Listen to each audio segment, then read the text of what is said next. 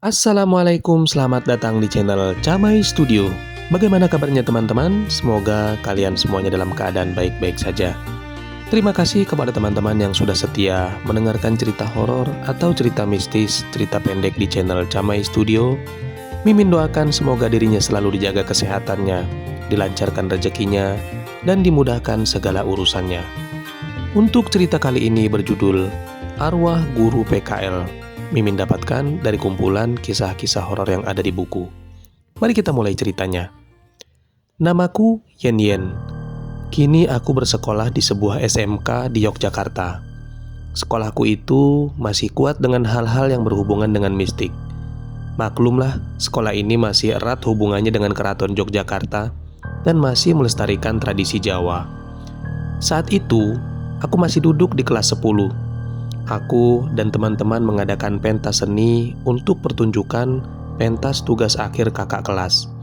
Kebetulan, kelasku dibagi menjadi 2 kelompok, karena aku dan grupku mendapat kesempatan pentas di hari pertama. Maka kami berkumpul sore itu, dikarenakan kami belum terbiasa make up sendiri. Kami dibantu oleh seorang teman dari guru kami. Alhasil, kami mengantri untuk bermake up ria sampai jam menunjukkan pukul 7 malam. Kami yang sudah selesai make up dan memakai kostum segera keluar dari ruang rias. Suasana di luar sangatlah gelap. Penerangan satu-satunya hanya dari lampu yang berasal dari ruang rias, dan itu pun hanya samar-samar. Sambil menunggu yang lain, kami mengobrol. Entah kenapa aku merasa ada yang menarik perhatianku pada sosok bayangan yang ada di depan musola, di sebelah kanan ruang rias.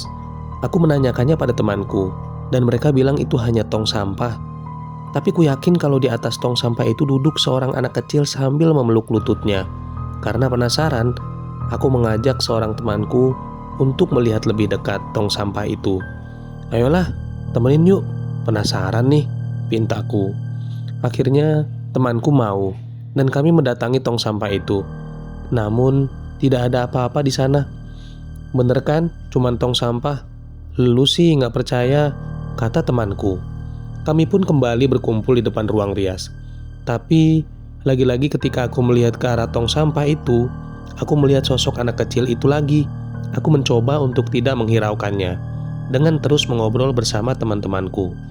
Singkat cerita, kami selesai pentas. Kami pentas di pendopo yang berada di tengah-tengah kompleks sekolah. Sekolahku ini adalah sebuah komplek yang di tengahnya ada pendopo.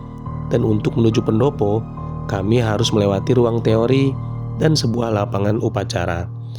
Kami berkumpul di belakang pendopo, karena kata guru, kami tidak boleh ke ruang rias tanpa beliau. Tapi karena lama dan gerah sehabis menari tadi, kami pun memutuskan untuk ke ruang rias. Mungkin saja beliau sudah ada di sana. Jumlah kami ada 10 orang. Saat itu, aku berjalan paling depan dengan temanku Rita. Tak seperti tadi. Angin malamnya kini berubah menjadi tak nyaman. Aku memegang tangan Rita semakin erat. "Rita, takut," ucapku. "Tenang, kita kan punya Tuhan. Berdoa aja lah." Rita mencoba menenangkanku dan berdoa. Namun, bukan rasa tenang yang kudapat. Aku malah merasakan semakin tak nyaman. Seperti ada sesuatu yang sedang menunggu kami di dalam kengerian. Angin bertiup semakin kencang, membuat nyaliku semakin ciut. Kami sampai di ruang rias. Namun, pintunya terkunci. Kami bingung, sedangkan aku tak ingin kembali lagi karena merasa ada hawa yang tidak bersahabat. Tapi karena kostum yang kami gunakan tidak menyerap keringat dan sudah tidak nyaman lagi, kami memutuskan untuk kembali ke belakang pendopo untuk mencari guru kami. Kami berjalan melewati lapangan terbuka menuju pendopo, dan saat itu entah kenapa aku tak ingin melihat apa-apa. Aku terus menggenggam tangan temanku sambil menundukkan kepala dan mata setengah terpejam agar tidak melihat hal yang tak ingin aku lihat. Tapi tiba-tiba dari arah ruang gamelan berjalan sesosok perempuan dengan rambut yang menutupi semua wajahnya. Dia mengenakan kemeja putih dan rok span berwarna hitam, persis seperti guru-guru PKL yang sedang mengajar. Aku terkejut. Aku sadar itu bukan manusia. Aku sempat terdiam dan Rita segera mengajakku kembali berjalan. Anehnya, teman-teman seperti tak ada satupun yang ketakutan. Mereka dengan santai mengobrol sambil melewati sosok itu, seperti tidak menyadari kehadirannya. Kulihat sosok wanita itu ikut berjalan mengikuti kami.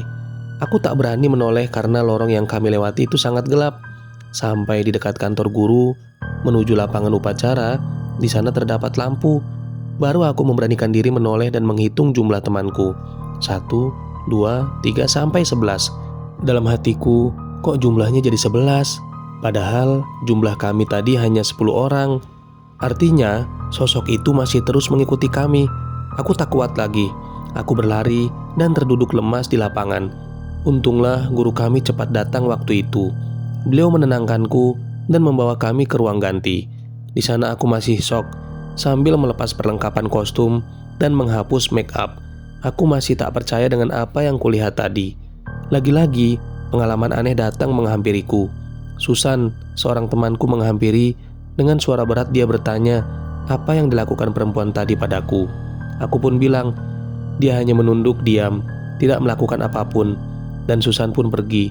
Aku tak mengerti kenapa dia bisa tahu kejadian itu. Padahal aku belum menceritakan apapun padanya. Tak lama, Susan kembali lagi dan dia bilang kalau dia sudah memperingatkan wanita itu. Katanya, wanita itu terganggu dengan ucapan kasar dari temanku di malam sebelumnya. Kejadian itu langsung menyebar keesokan harinya. Dan akhirnya aku tahu kalau wanita itu adalah guru PKL yang bunuh diri di ruang gamelan beberapa tahun yang lalu. Itulah pengalaman selama aku sekolah di Yogyakarta. Terima kasih kepada teman-teman yang sudah setia mendengarkan cerita ini sampai selesai. Dan yang baru bergabung, jangan lupa untuk like, subscribe, dan serta meninggalkan komentarnya agar tidak tertinggal video terbaru. Sekian dari saya. Wassalamualaikum warahmatullahi wabarakatuh.